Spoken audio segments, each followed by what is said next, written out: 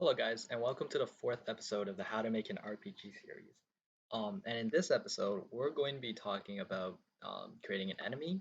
And I know in the last few episodes I said that we're going to be making a goblin enemy or even a spider enemy, but I actually lied, and we're actually making a skeleton enemy because I couldn't find a good free asset that had a good goblin character with built-in animations because I didn't want to go through the trouble of animating it because that would make um, an extra video, and also I'm not very good at animating. So but yeah, anyways, so in my scene I have imported and a skeleton object which I'm going to bring into the scene. And I'll put a link in the description below for where you can actually get this prefab. But we're just gonna put this little guy right here, and he's huge, so we're just gonna make this guy 0.5 by 0.5 by 0.5, or maybe like 0.8. Alright, but we're gonna unpack the prefab. We're gonna call this enemy marker, or enemy, just enemy, or skeleton enemy. And basically what I want our player to do is that I want a health system on our player, and I want the skeleton to be able to follow our player around and attack uh, with like a basic attack cooldown, and like maybe a special attack or whatnot, and some just a little bit of like a smart skeleton AI. And I don't want our skeleton to actually just blatantly stand in the middle of the field. I actually want to make like a little clearing with a forest area. In the next episode, we're going to be decorating our scene with like trees and grass. But basically, I'm going to have, or we're going to have, sorry, we're going to have a little clearing here, and basically the quest marker is going to lead our player to the clearing, and once he steps in, skeletons are going to start spawning. But for now, we're just going to have a little skeleton enemy. So we're just gonna, so obviously we have to program the skeleton AI before we can do anything fancy. So I'm just gonna drag him closer, um, press play, and now he's huge and he's doing his walking animation. He's cycling through his animations because that's how his animation is supposed to be. I'm actually just gonna turn him down to 0.5 by 0.5 by 0.5. Now when we press play, we can see that our little skeleton guy is doing just fine. He's still a bit big. Let's actually turn him down to 0.25. And now when we interact with our skeleton guy, enemy, sorry, he should be looking, he's kind of small. I mean, uh, he's about our size. I think he's a bit small actually. I'll make him 0.3. One more test, third time or fourth time. Is this the fourth time's the charm? Yep.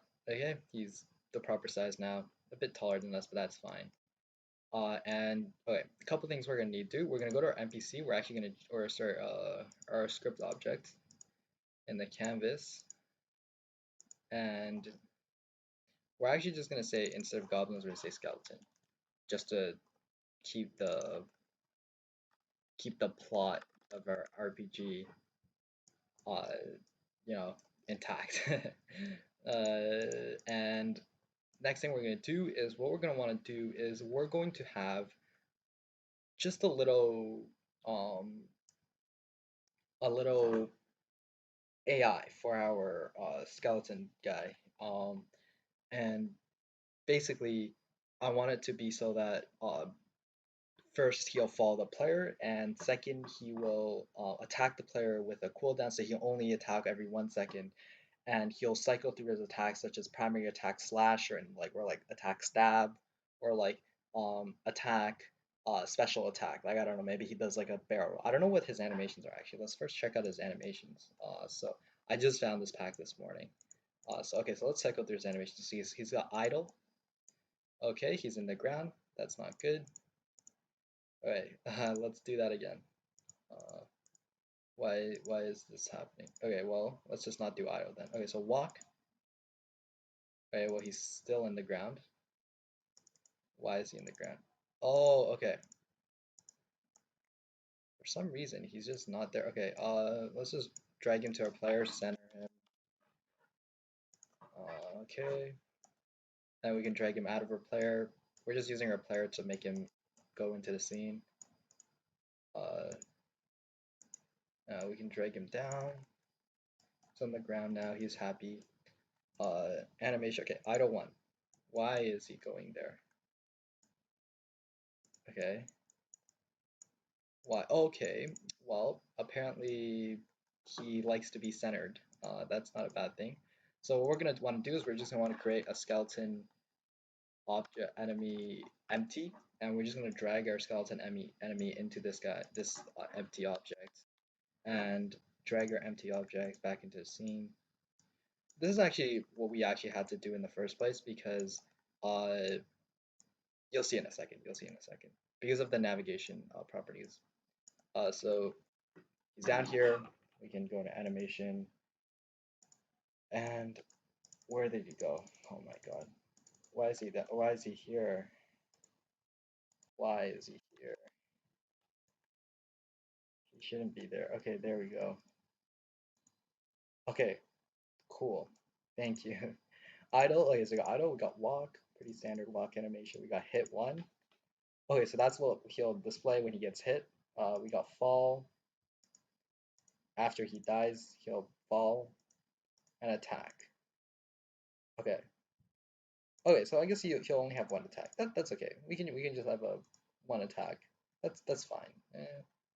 Yeah, that's fine. Okay, so this will just be your skeleton or main skeleton enemy. I guess this can be like I don't know if you guys played Fallout 4 before, but like this will be kind of like the mutants or maybe I don't know what a really big Fallout maybe like a rad roach. I don't know. Something really common, but this will just be like the common enemy, like a slime or something like that. Okay, but anyways, I digress.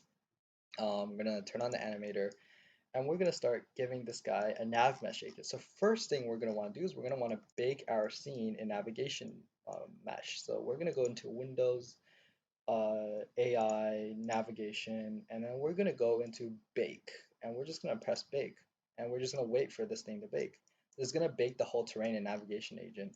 So once we attach a nav mesh pro onto our skeleton guy, he'll be able to walk around. So okay, everything in blue he's able to walk around in. So if you climb the mountains, he won't actually walk, and this is so cool.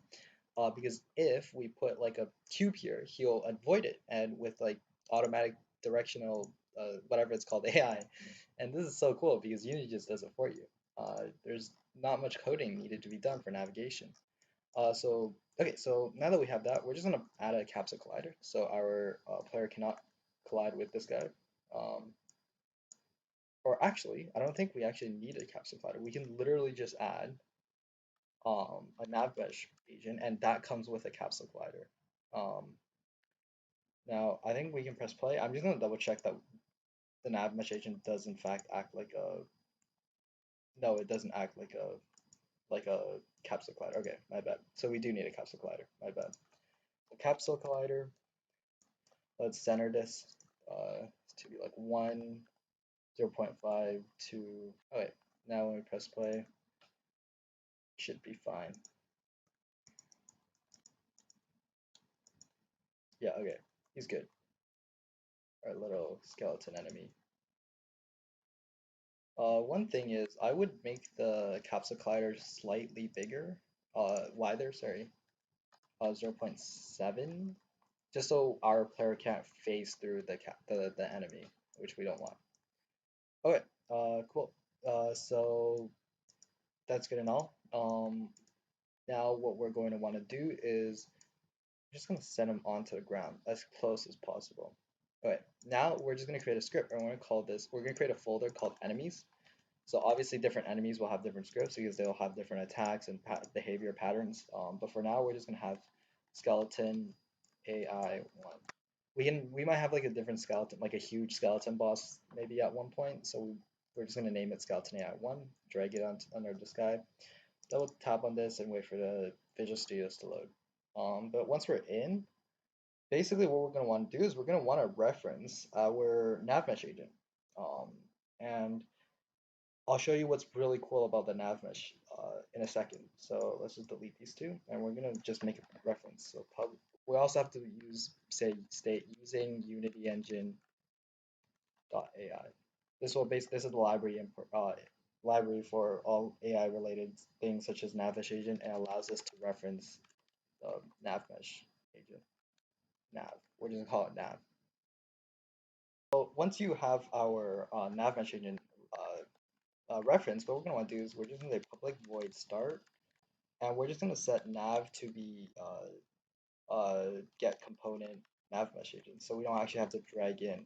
Actually, in fact, we can actually just make this private so we don't clutter up our um, inspector. Now, basically, what we're going to want to do is once you have referenced our nav agent, what we're going to want to do is we're going to say void start. After we start, we're going to create a new function called find target. So after our AI is initiated, we're going to be looking for we're just gonna invoke this 3 seconds after or 2 seconds after our enemy spawns in. So we're just gonna say invoke find target 2. Okay, but basically once you have find target done, you just say nav.destination is going to be equal to player.transform.position. All done. Okay, so now when we go back into Unity, we can go and we can drag our script into our skeleton, which is already attached. Okay, so we just drag our player in, and we're going to change a few things for our NavMesh Pro. So first, speed is okay, base offset is okay, angular speed is okay, acceleration is okay, stopping distance is going to be 1. So basically what this means is that our player will always stop 1 meter away from our enemy will always stop 1 meter away from our player. So now when we go back into Unity, we're going to wait a bit, and our skeleton is going to automatically follow us no matter where we go. Look at that. This just is not good enough because we simply cannot only set it once, because this basically just sets the destination of the AI to be the last position or the position 2 seconds into the game, which we can't just have. So what we're gonna do is we're just gonna say void late update. We're gonna have a private integer, so private int update time is gonna be equal to 0. So we're gonna say if update time is greater than 2, then we're going to set our transform that position to be, or navigation position to be equal to this. Destination to be equal to our player transform. We don't want to update it every second because that takes a lot of CPU power and is just honestly unnecessary. So we're going to say public update void update, and we're just going to add time.delta time to our update time. So if you don't know what time.delta time is, it's basically just like a way for you to like add the time that is flowing in our Unity game. So once it is greater to 2, we're just going to set update time to be equal to 0 again. Okay, all done. Now if we go back into Unity, everything should load, and let's give our enemy a go. So our guy is going to start following in 2 seconds. You can see if I move around, he'll still follow me because my position or his destination will be updated every 2 seconds. So yeah, it's better to do 2 seconds because then there's like it's just the perfect time. Like it's not too fast that our computer won't be able to handle it once we have 20 enemies, but it's not too slow that um, our enemy won't update in time. But yeah, I'm just gonna set the stop distance to be 2 actually. Okay, but now we're gonna go into the fun stuff, which is the enemy attack system. So we're gonna go into animations, and in NPCs we're gonna say so what we're gonna do is we're going to find the script first, and we're gonna have to find the distance between our player and our enemy. And how we're gonna do that is with this. So what we're gonna say is we're gonna say float dist is going to be equal to vector3 dot distance, and the distance is going to be this dot transform dot position and player dot transform dot position, and that will literally just be the distance. This will literally return the distance between our enemy and our player. So we're just going to say if dist is less than or equal to 5, and greater than or you know what, just less than or equal to 5 because you can't have a distance of less than 0. What we're going to want to do is we're just going to play attack. Else this is less than or equal to, or else then we're just going to play walk. Now what if he's idle, right? But it's impossible that he is idle, or idle will be a default when he spawns in. So he'll always be walking. Um, so what we're gonna want to do is basically create the attack things, or attack, or play the attack animation when he attacks, and play the walk animation when he walks. So we're just gonna say public animator anim, and over here we're gonna just say anim.setBool. Now, if this doesn't make sense to you right now, I promise you it'll make sense later in a few seconds. But we're just gonna say setBool attack true. And over here, we're going to do the same, but attack is going to be false. Okay, so now when we go back into Unity, we can go over here, and let's go into our drag our animator in here, and now when we press play, we can't actually do that yet. So what we're going to want to do is we're going to go to our animator component, go into it, and oh, okay, there's already actually animation pools. We're just gonna delete all of these because we can. Because yeah, it's much easier to just have your own pools and everything. Just gonna delete this as well. Right, so the first when our entry on our entry, we're just gonna have idle. Um, you know what? Yeah, let's just delete all this.